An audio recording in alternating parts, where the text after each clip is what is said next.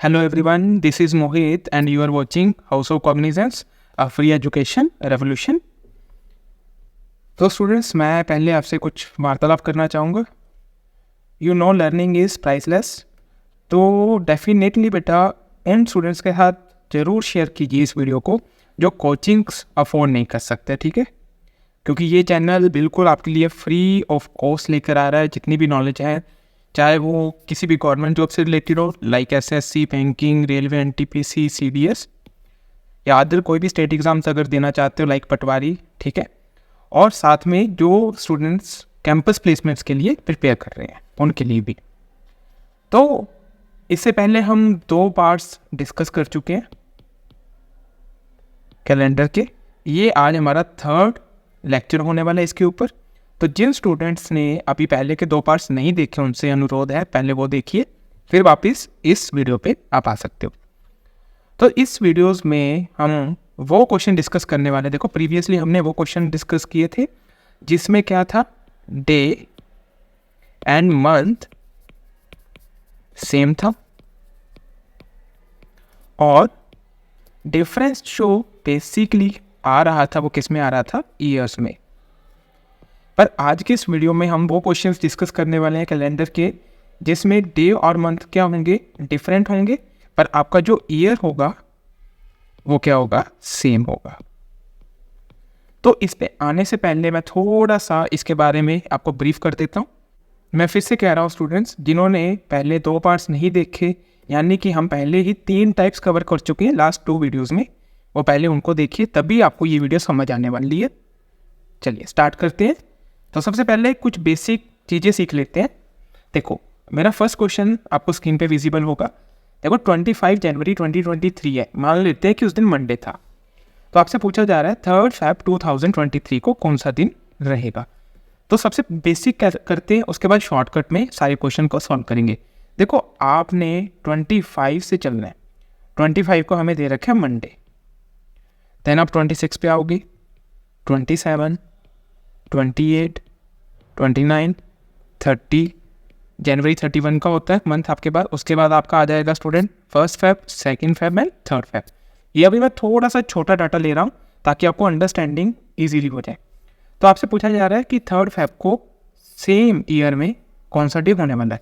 तो अगर यहाँ मंडे है तो यहाँ क्या आ गया, Tuesday, Wednesday, Thursday, Friday, Saturday, then Sunday, Monday, Tuesday and Wednesday. तो मैं यहाँ पे बोल सकता हूँ कि 3rd Feb 2023 को क्या था, वेडनेसडे था. ये होगा बेसिक तरीका. बट ये वहाँ पे तो इजीली सॉल्व कर लोगे जहाँ पे डिफरेंस बहुत छोटा है और फिंगर्स पे हम काउंट करने. पर जैसे जैसे डिफरेंस बड़ा होगा वहाँ पे दिक्कत आनी स्टार्ट हो जाएगी. जैसे जनवरी से सीधा नवंबर जाना हो तो क्या करेंगे. तो इसको डायरेक्ट करने का देखो तरीका क्या है. अब कहाँ से चले, जनवरी से, और कहाँ पहुँचना है, फेब में. जो भी आपका फर्स्ट मंथ होगा स्टूडेंट्स, उसमें आपने क्या करना है, जितने भी रिमेनिंग डेज बचे हैं वो लिखने हैं. जैसे जनवरी में 31 डेज होते हैं, अब उसमें से 25 दिन तो निकल चुके हैं. आगे कौन से डेज में आना है हमने, 26, 23, 28, 29, 30, 31. तो कितने दिन बचे मेरे पास जिनको हमने क्रॉस करना है, 6 दिन. तो जनवरी में 6 दिन हमारे पेंडिंग है अभी क्रॉस करने के लिए. और जो फाइनल मंथ होगा उसमें गिवन डेट लिखेंगे. गिवन डेट कौन सी दे रखी है, यहाँ पे देखिए 3 Feb. तो यहाँ पे क्या आ गया, 3. ये मेरे आगे स्टूडेंट्स ऑड डेज. अब इन दोनों का सम करते हैं. सम करेंगे तो कितना आएगा, 9. अब इस 9 में फिर से हम वीक की रेपिटेशन खत्म करने के लिए क्या करते थे, 7 से डिवाइड करते थे. तो यहाँ पे आपका जो रिमाइंडर आ रहा है दैट विल बी 2.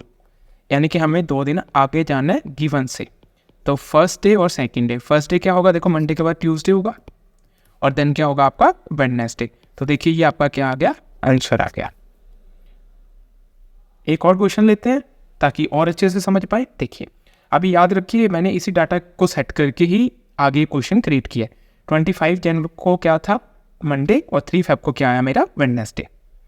देखिए क्वेश्चन है 4 Feb को 2023 में थर्सडे था. तो 24 जनवरी 2023 में क्या दिन होगा. तो देखो अगर मैं प्रीवियस क्वेश्चन को देखूं तो 3 Feb को वेडनेसडे आया था. तो 4 फेब को क्या होने वाला है, थर्सडे होने वाला है, इतनी बात क्लियर है। और अगर यहाँ पे 25 जनवरी को मंडे था तो 24 जनवरी को क्या रहा होगा, संडे रहा होगा। तो यानी कि बिल्कुल यहाँ पे डाटा बिल्कुल सही दे रखे लास्ट क्वेश्चन के बेसिस पे, और यहाँ पे क्या आना चाहिए आपका, संडे आना चाहिए। तो देखो डायरेक्ट शॉर्टकट अप्लाई करते हैं, कहाँ से चले, जनवरी से, और कहाँ जाना है, फेब तक। आपको ये नहीं देखना कि पहले फेब दे रखा है और जनवरी में जा रहे हैं, इन चीज़ों से हमें कोई मतलब नहीं है। जब भी हम चलते हैं तो जनवरी से ही चलेंगे। तो सबसे पहले मंथ कौन आएगा, जनवरी, देन उसको क्रॉस करेंगे फेब, उसको क्रॉस करेंगे मार्च एंड सो ऑन। तो जनवरी में देखिए क्या लिखेंगे हम, रिमेनिंग डेज। हमेशा फर्स्ट में क्या लिखते हैं, रिमेनिंग डेज लिखते हैं। तो 24 को स्टार्ट किया तो 31 में से 24 सब्ट्रैक्ट कर देंगे तो कितना आ जाएगा स्टूडेंट, 7 आ जाएगा। यानी कि इस मंथ के 7 दिन अभी भी पेंडिंग है। और लास्ट जो भी मंथ आएगा फाइनल मंथ, उसमें क्या लिखेंगे हम, गिवन डेट। तो यहाँ पे क्या आने वाला है, 4 फेब आने वाला है। तो आप स्टूडेंट मुझे बताइए 7 + 4 कितना हो गया, इनका सम 11, यानी कि आपके पास टोटल 11 और डेज आ गए। रेपिटेशन को ख़त्म करते हैं बाय डिवाइडिंग 7, तो कितना आया, रिमाइंडर 4 आया। अब यहाँ पे बस एक ही चीज़ ध्यान रखनी है जो हम प्रीवियस सेशन में भी डिस्कस कर चुके हैं। अब देखो फेब से आप कहाँ आ रहे हो, जनवरी में, यानी कि उल्टा चल रहे हैं। जब भी हम उल्टा चलते हैं तो हमारे जो ऑड डेज होते हैं बेटा क्या होते हैं, नेगेटिव। यानी कि हम 4 दिन क्या चलेंगे, पीछे की तरफ चलेंगे। तो बताओ यहाँ थर्सडे हुआ तो इससे पहले क्या होगा, थर्सडे से पहले वेडनेसडे, उससे पहले ट्यूसडे, उससे पहले मंडे, और उससे पहले संडे। तो Sunday will be your final answer.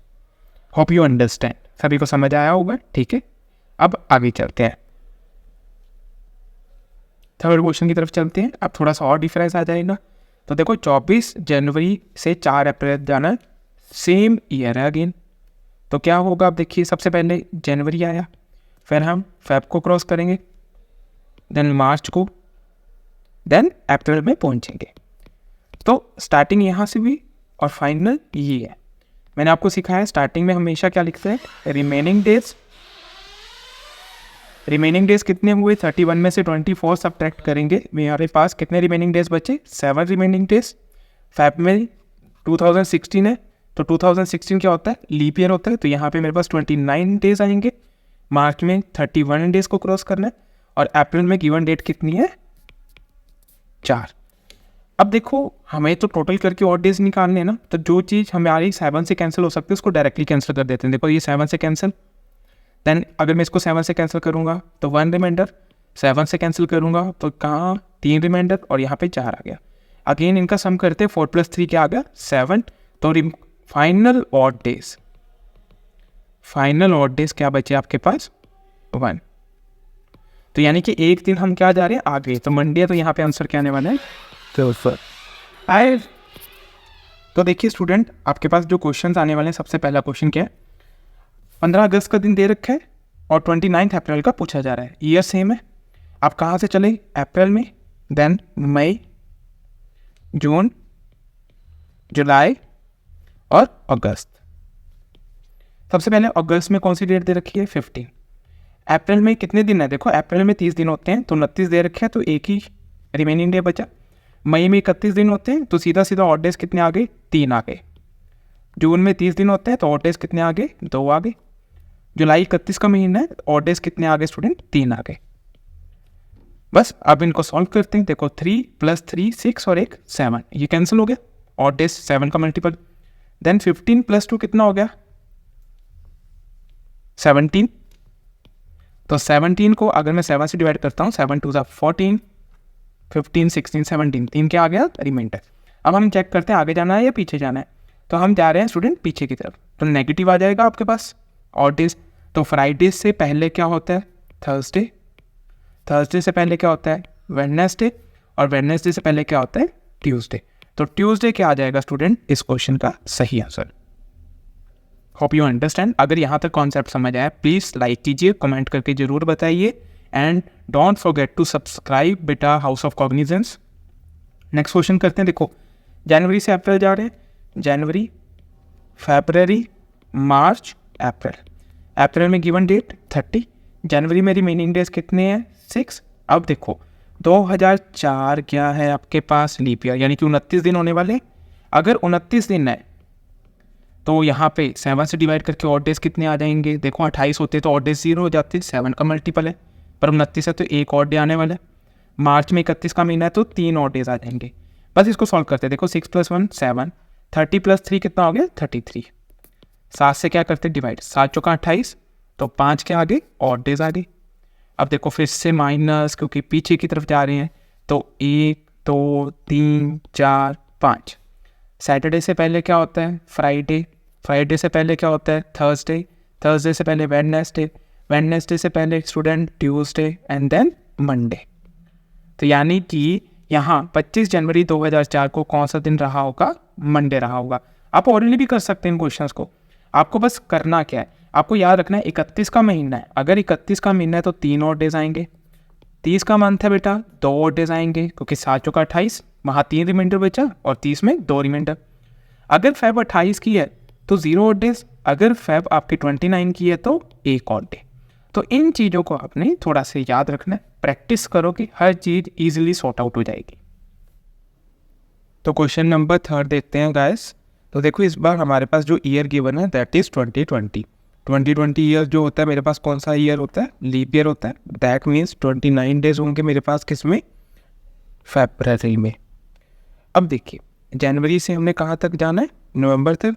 तो जनवरी, Feb, March, April, May, June, July, August, September, October and November. हमें पता है फर्स्ट मंथ में हम हमेशा वो लिखते हैं जो रिमेनिंग डेज हैं, 30 डेज आर रिमेनिंग, क्योंकि हमें पता है 31 का क्या होता है बेटा, जनवरी मंथ होता है। फेब अगर आप देखें तो 29 डेज होंगे फेब में, क्योंकि लीप ईयर है। तो यहाँ पे ऑड डेज कितने बचे, 1।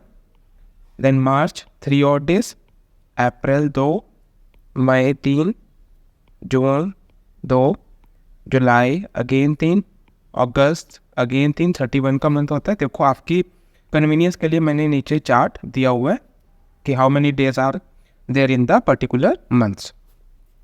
सितंबर में 2 डेज, अक्टूबर में 3 एंड लास्ट नवंबर में गिवन डेट कितनी है, 9।